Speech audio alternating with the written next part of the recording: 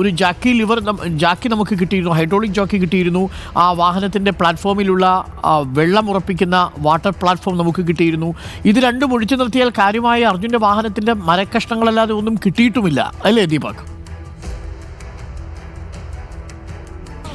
അത് കറക്റ്റാണ്. അതായത് മറ്റ് കാര്യങ്ങളിലേക്കൊന്നും തന്നെ ഈ ഒരു ഘട്ടം വരെ കടക്കാൻ കഴിഞ്ഞിട്ടില്ല എന്നുള്ളതാണ്. നേരത്തെ ഹൈഡ്രോളിക് ജാക്കി കിട്ടിയിട്ടുണ്ട്, ഒപ്പം തന്നെ വാട്ടർ ടാങ്ക് കാരിയറിൻ്റെ അലോഹ ഭാഗം കിട്ടിയിട്ടുണ്ട്. അതിനപ്പുറത്തേക്ക് നമുക്ക് പ്രതീക്ഷ നൽകുന്ന തരത്തിലേക്ക് ഒന്നും തന്നെ കണ്ടെത്താൻ കഴിഞ്ഞിട്ടില്ല. മരത്തടികൾ ഇപ്പോഴും താഴ്ഭാഗത്ത് നിന്ന്, അതായത് ഈ ഡ്രഡ്ജർ നിൽക്കുന്നതിൻ്റെ താഴ്ഭാഗത്ത് നിന്ന് ഇപ്പോഴും ഈശ്വർ മൽപ്പയുടെ നേതൃത്വത്തിലുള്ള സംഘം അവിടെ നിന്നും കരയ്ക്ക് കയറ്റുന്ന സാഹചര്യമുണ്ട്. അവിടെ നേരത്തെ രാവിലെ മുതൽ തന്നെ ഡൈവിംഗ് നടത്തിക്കൊണ്ടിരിക്കുന്നുണ്ട് മാൽപ്പയെ. ആ ഘട്ടത്തിലും അദ്ദേഹം കണ്ടെത്തിയിരിക്കുന്നത് ഒരു ആക്റ്റീവ സ്കൂട്ടർ, അതും ഈ ഒരു ചാര കളറിലുള്ള ഒരു സ്കൂട്ടറിൻ്റെ കണ്ടെത്തിയിട്ടുണ്ട്. അത് പക്ഷേ പുറത്തേക്ക് തൽക്കാലം എത്തിക്കുന്നില്ല എന്നുള്ളതാണ്. അത് നേരത്തെ ലക്ഷ്മണൻ ഉപയോഗിച്ചത് എന്നുള്ളതാണ് ഇവിടെയുള്ള ആളുകളും പറയുന്നത്. അങ്ങനെ ഒരു സ്കൂട്ടർ കണ്ടെത്തിയിട്ടുണ്ട് എന്നുള്ളതിനപ്പുറത്ത് ആ മേഖലയിലും വലിയ രീതിയിലുള്ള കണ്ടെത്തലുകൾ നടത്താൻ സാധിച്ചിട്ടില്ല എന്നുള്ളതാണ്. ഇനിയിപ്പോൾ വേണ്ടത് നേരത്തെ സൂചിപ്പിച്ചതുപോലെ നേവി മാർക്ക് ചെയ്ത ആ മേഖലയിലേക്ക് കൂടി പരിശോധന എത്തുക എന്നുള്ളതാണ്.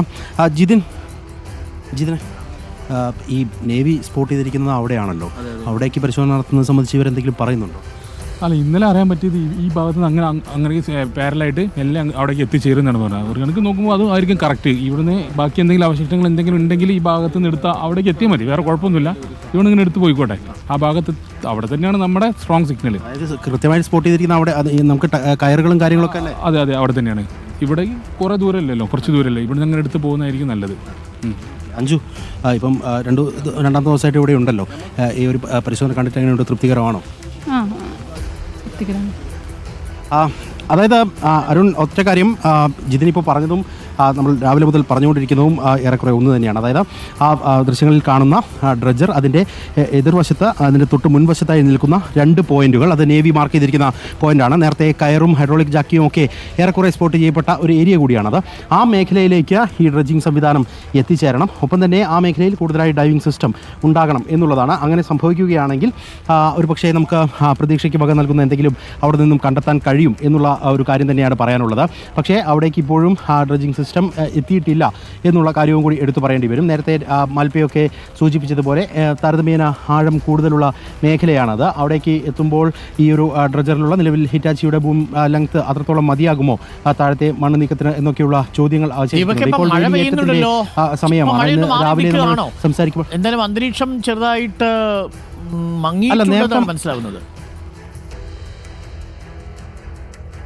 യെസ്, നമുക്ക് ആ ദൃശ്യങ്ങൾ ഒന്ന് പ്രേക്ഷകർക്ക് കാണിച്ചു കൊടുക്കാം. ഒരു നേരത്തെ മഴ ഇപ്പോഴും തുടരുന്നുണ്ട്. അന്തരീക്ഷത്തിൽ ആ മഴയുടെ കോള് തന്നെയാണ് നമ്മൾ പൊതുവെ കാണുന്നത്. പക്ഷേ ഇവിടുത്തെ കാര്യം അറിയാമല്ലോ, പെട്ടെന്ന് എപ്പോൾ വേണമെങ്കിലും ഒരു മാറ്റം സംഭവിക്കാവുന്നതാണ്. ഇതുവരെ നമ്മൾ കുട ചൂടിയാണ് നിന്നത്, അത് വെയിലിനെ തടുക്കാൻ വേണ്ടിയിട്ടായിരുന്നു. ഇപ്പോഴും കുട ചൂടിയാണ് നിൽക്കുന്നത്, അത് മഴയെ തടുക്കാൻ വേണ്ടിയാണ് എന്നുള്ള വ്യത്യാസം മാത്രമേ ഉള്ളൂ.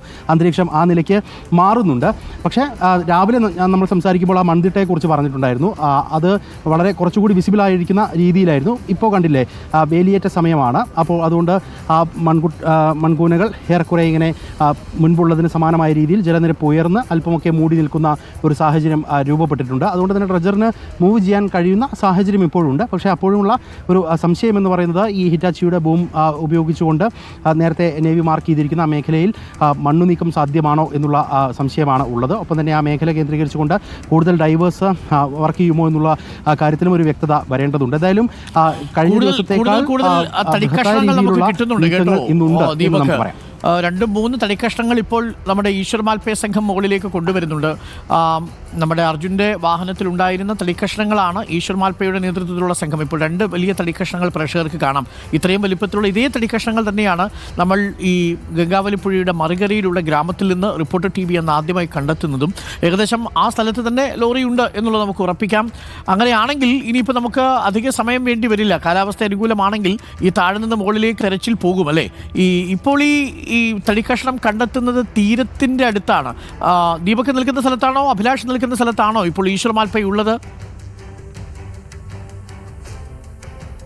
ഞാൻ നിൽക്കുന്ന മേഖലയിലാണ്. അതായത് ഈ തടിക്കഷ്ണങ്ങൾ നേരത്തെ തന്നെ സ്പോട്ട് ചെയ്യപ്പെട്ടിരുന്നു. പക്ഷേ അവിടെ നിന്നും അത് നീക്കം ചെയ്യുന്നത് സംബന്ധിച്ചുള്ള ഒരു വ്യക്തത വന്നിട്ടില്ലായിരുന്നു. ഇപ്പോൾ ചെയ്തുകൊണ്ടിരിക്കുന്നതെന്ന് പറഞ്ഞാൽ ഈശ്വർ മാൽപ്പയുടെ നേതൃത്വത്തിലുള്ള സംഘം അവിടെ നിന്നും പ്രത്യേകം കയറ് കെട്ടി അത് അവിടെ നിന്നും വലിച്ച് മുകളിലേക്ക് എത്തിക്കുന്ന നടപടികളാണ് പൂർത്തിയാക്കിക്കൊണ്ടിരിക്കുന്നത്. അതിനപ്പുറത്തേക്ക് ആ മേഖല കേന്ദ്രീകരിച്ചുകൊണ്ട് ലോറി ഉണ്ടായേക്കാം എന്നുള്ള പ്രതീക്ഷ നിലവിൽ വെച്ച് പുലർത്തുന്നില്ല. കാരണം അത് ഈ ഗംഗാവലി നദിയുടെ താഴ്ഭാഗത്താണ്. നമ്മൾ മണ്ണിടിച്ചിൽ തുടങ്ങി ഒരു മേഖലയുണ്ടല്ലോ, നമ്മൾ അങ്കോലയിൽ നിന്ന് കടന്നു വരുമ്പോൾ മണ്ണിടിച്ചിൽ തുടങ്ങിയ ആ ഒരു മേഖല കേന്ദ്രീകരിച്ചുകൊണ്ടാണ് ഈ മരത്തടികളുള്ളത്. അത് ഒഴുകിയെത്തിയതാകാൻ മാത്രമേ സാധ്യതയുള്ളൂ എന്നുള്ളതാണ്. അതേസമയം തന്നെ ഈ കയറും അതിൻ്റെ മറ്റ് ഭാഗങ്ങളും കണ്ടെത്തിയ ഈ നേവി രേഖപ്പെടുത്തിയ 0.12 എന്ന് രേഖപ്പെടുത്തിയ ആ മേഖല കേന്ദ്രീകരിച്ചുകൊണ്ട് തന്നെ പരിശോധനകൾ ഉണ്ടാകണമെന്നുള്ളതാണ് കുടുംബവും ആഗ്രഹിക്കുന്നത്, ആവശ്യപ്പെടുന്നത്. നേരത്തെ മനാഫുമൊക്കെ സംസാരിക്കുമ്പോൾ ആ കാര്യത്തിൽ അങ്ങനെ തന്നെ വേണം എന്നുള്ള നിലപാടാണ് സ്വീകരിക്കുന്നത്. പക്ഷേ അവിടേക്ക് ഡ്രഡ്ജർ എപ്പോഴെത്തും എന്നുള്ള ചോദ്യം അവശേഷിക്കുന്നുണ്ട്. ആ നിലയ്ക്ക് തന്നെ ഇന്ന് ഒരു മൂവ്മെൻറ്റ് ഉണ്ടാകുമെന്ന് നമ്മൾ പ്രതീക്ഷിക്കുകയും ചെയ്യുന്നുണ്ട് ഈ ഘട്ടത്തിൽ.